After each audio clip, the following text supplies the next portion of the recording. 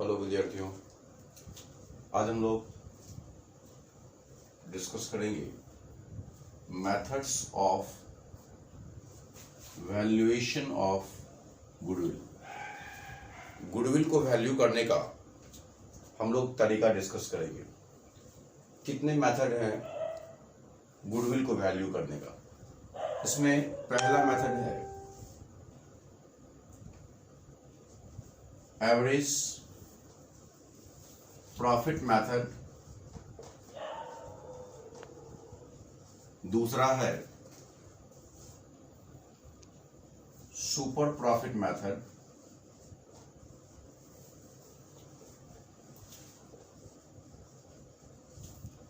And तीसरा है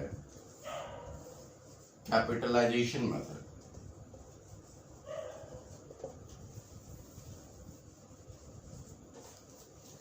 एक average profit method, super profit method और कैपिटलाइजेशन मेथड। इस तीनों मेथड से गुडविल का वैल्यू करते हैं, लेकिन हम लोग सबसे पहले डिस्कस करेंगे एवरेज प्रॉफिट मेथड की, और फिर धीरे धीरे हम लोग इसको भी हम लोग पढ़ेंगे, सुपर प्रॉफिट मेथड को भी और कैपिटलाइजेशन मेथड को भी। ये एवरेज प्रॉफिट मेथड क्या है?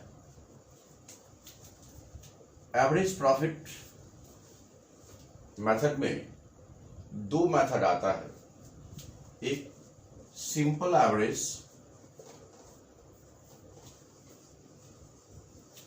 प्रॉफिट मेथड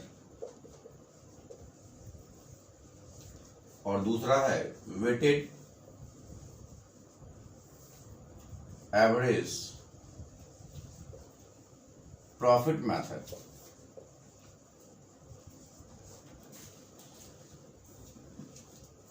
अब ये सिंपल एवरेज प्रॉफिट मेथड से पहले गुडविल निकालने के लिए सीखेंगे। Simple average profit method, goodwill is equals to होता है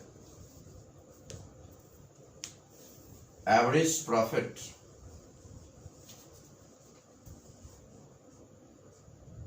multiplied by number of years of purchase. यहां पे हम लोग को समझना है कि एवरेज प्रॉफिट क्या है।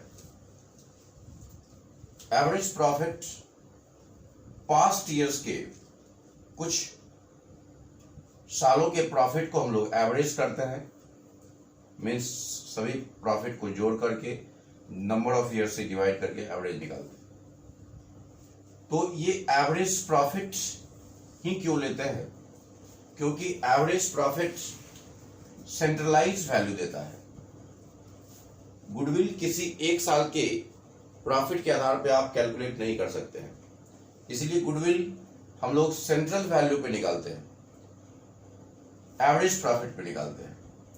और इस एवरेज प्रॉफिट को जब हम लोग number of years of purchase से मल्टीप्लाई कर देते हैं, तो ये नंबर ऑफ परचेज का क्या मतलब है? नंबर ऑफ परचेज का मतलब है कि आप ये एक्सपेक्ट करते हैं, सपोज कि number of years of purchase 2 है।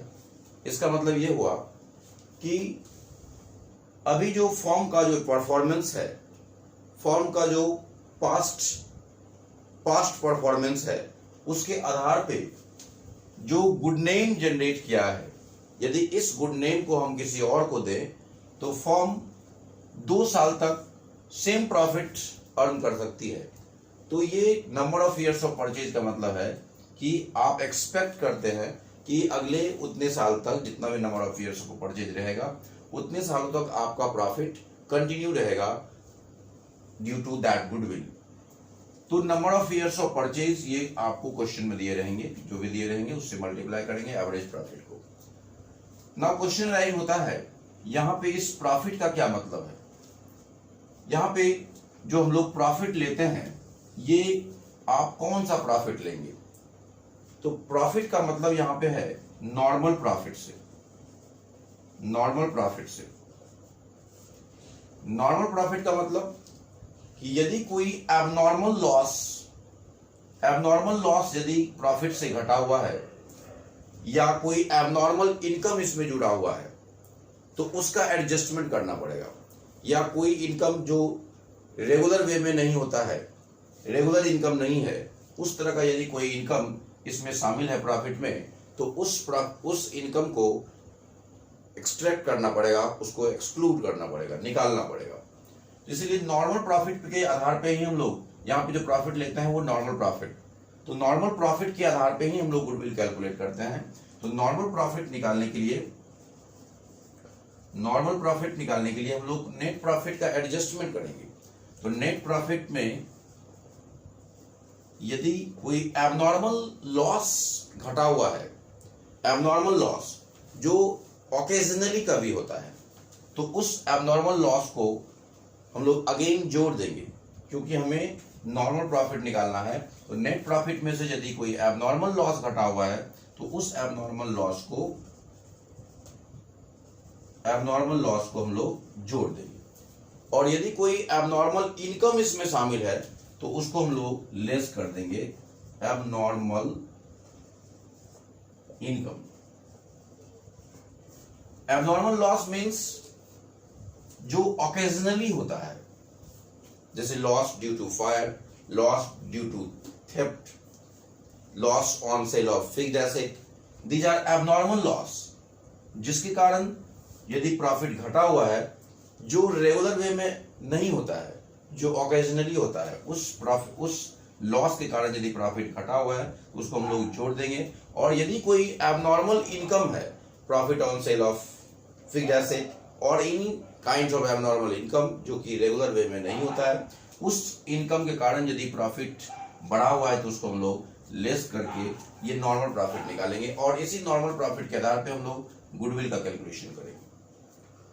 अब यहां पे हम लोग एक छोटा सा क्वेश्चन लेकर के इसको समझने का प्रयास करते हैं कि कैसे हम लोग एवरेज प्रॉफिट निकालेंगे। सपोज 3 साल का प्रॉफिट दिया हुआ है, 2010, 2011 एंड 2012, इसका प्रॉफिट दिया हुआ है 20,000, ये 10,000, इसका माइनस दिया हुआ है, लॉस दिया हुआ है इसमें, और ये 5,000 इसका प्रॉफिट दिया हुआ है। 3 साल का प्रॉफिट दिया हुआ है। तो अब यहां पे इसमें प्रॉफिट है, इसमें इतना प्रॉफिट है, इसका लॉस है और इसका प्रॉफिट है। तो एवरेज प्रॉफिट कैसे निकालेंगे? तो एवरेज प्रॉफिट निकालने के लिए इस 3 साल के प्रॉफिट को हम लोग जोड़ देंगे, 20,000, और ये लॉस है तो ये माइनस हो जाएगा, माइनस 10,000 प्लस 5,000, और जोड़ करके 3 से डिवाइड कर देंगे, और इस तरह से ये हो जाएगा 15,000 डिवाइडेड बाय 3, ये 5,000। ये एवरेज प्रॉफिट हम लोग ने निकाल लिया। अब suppose number of years of purchase 2 साल है, ये नंबर ऑफ परचेज 2 साल है, तो एवरेज प्रॉफिट को ये 5,000 को नंबर ऑफ परचेज से मल्टीप्लाई कर देंगे, ये गुडविल आ जाएगा, 10,000 रुपया ये हमारा गुडविल निकल गया। तो इस तरह से हम लोग एवरेज प्रॉफिट मेथड में गुडविल का वैल्यू करते हैं। यदि कोई लॉस इसमें शामिल होता, घटा हुआ रहता, तो उसको हम लोग इसमें जोड़ करके प्रॉफिट का एडजस्टमेंट करते और फिर से हम लोग एवरेज प्रॉफिट कैलकुलेट करते हैं। और दूसरा मेथड है इसी में वेटेड एवरेज प्रॉफिट मेथड। ये था हमारा सिंपल एवरेज प्रॉफिट मेथड। अब हम लोग गुडविल निकालने के लिए वेटेड एवरेज प्रॉफिट मेथड का को पढ़ेंगे। Weighted average profit method, weighted average profit method.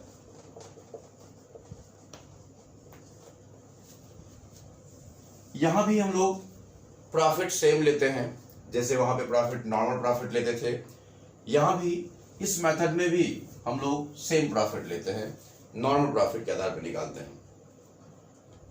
ये मेथड ज्यादा अच्छा माना जाता है, सिंपल एवरेज से ज्यादा अच्छा मेथड ये माना जाता है गुडविल कैलकुलेशन के लिए, क्योंकि इसमें जो करंट ईयर का है, जो लेटेस्ट ईयर है, उसको ज्यादा वेट दिया जाता है और प्रॉफिट को वेट से मल्टीप्लाई करके वेटेड प्रॉफिट निकाला जाता है और फिर उसका एवरेज किया जाता है, जिसको हम लोग बोलते हैं weighted average profit method. Generally इस मेथड का यूज करते हैं वहां जहां पे प्रॉफिट असेंडिंग ऑर्डर में होता है, जहां पे प्रॉफिट बढ़ते हुए क्रम में रहता है, उस जगह पे जनरली इस मेथड का हम लोग यूज करते हैं, वेटेड एवरेज प्रॉफिट मेथड। तो इसमें प्रॉफिट निकालने के लिए हम लोग जो है प्रॉफिट, जैसे हम लोग प्रॉफिट पहले निकालते थे सिंपल एवरेज में, वैसे ही निकालेंगे, लेकिन इसमें हम लोग गुडविल कैसे निकालेंगे? तो goodwill is equals to weighted profit, weighted average profit multiplied by number of years of purchase. ये वेटेड प्रॉफिट कैसे निकालेंगे? इसके लिए आप एग्जांपल ले सकते हैं। सपोज 3 साल का प्रॉफिट है दिया हुआ, 2010 ये ईयर है, 2011 एंड 2012 इसका प्रॉफिट दिया हुआ है 5,000, 6,000 एंड 7,000। 3 साल का प्रॉफिट दिया हुआ है। अब इस 3 साल के प्रॉफिट को हम लोग वेट देते हैं, जो सबसे लेटेस्ट ईयर है उसको हम लोग सबसे ज्यादा वेट देंगे, यहां पे हम लोग वेट देते हैं। समटाइम्स ये वेट क्वेश्चन में दिया रहेगा या समटाइम्स अपने मन से भी हम लोग को देना पड़ेगा। लेटेस्ट ईयर को सबसे ज्यादा वेट 1, 2, 3 इस तरह से वेट दे देते हैं और फिर इस प्रॉफिट को वेट से गुना करते हैं, इसको हम लोग प्रोडक्ट करते हैं यहाँ पे, जो कि हम लोग वेटेड प्रॉफिट निकलता है। वेटेड प्रॉफिट जो प्रोडक्ट करेंगे हम लोग, दोनों को प्रोडक्ट करेंगे, वेटेड प्रॉफिट निकलेगा 5,000 इंटू 1 5,000,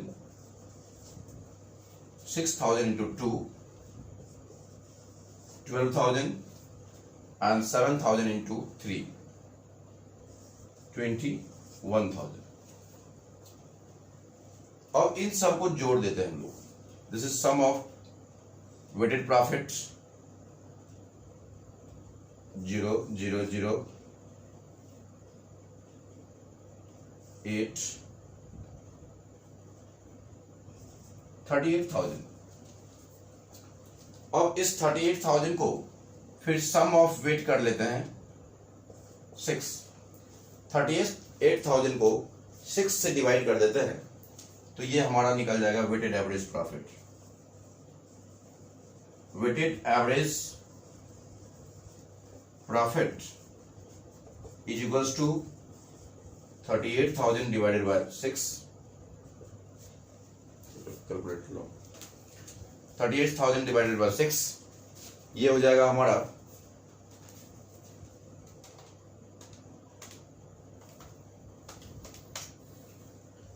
6,333। 6,333 ये हमारा 0.33, ये वेटेड एवरेज प्रॉफिट निकल गया। अब इस वेटेड एवरेज प्रॉफिट को number of years of purchase से मल्टीप्लाई कर देंगे तो ये निकल जाएगा गुडविल। यहाँ पे सपोज करते हैं कि ये आपका वेटेड एवरेज प्रॉफिट निकल गया 6,333.33 और into number of years of purchase, यहाँ भी 2 साल ले लेते हैं, 2 3 साल लेगा 3 साल लेंगे, 4 साल लेगा 4 साल लेंगे, जो भी रहेगा, और इसको हम लोग मल्टीप्लाई कर देते हैं, ये निकल जाएगा 12,667। ये गुडविल का वैल्यू निकल सकता है इस तरह से वेटेड एवरेज प्रॉफिट मेथड में। तो अगले क्लास में हम लोग अगले 2 मेथड को हम लोग डिस्कस करेंगे। धन्यवाद।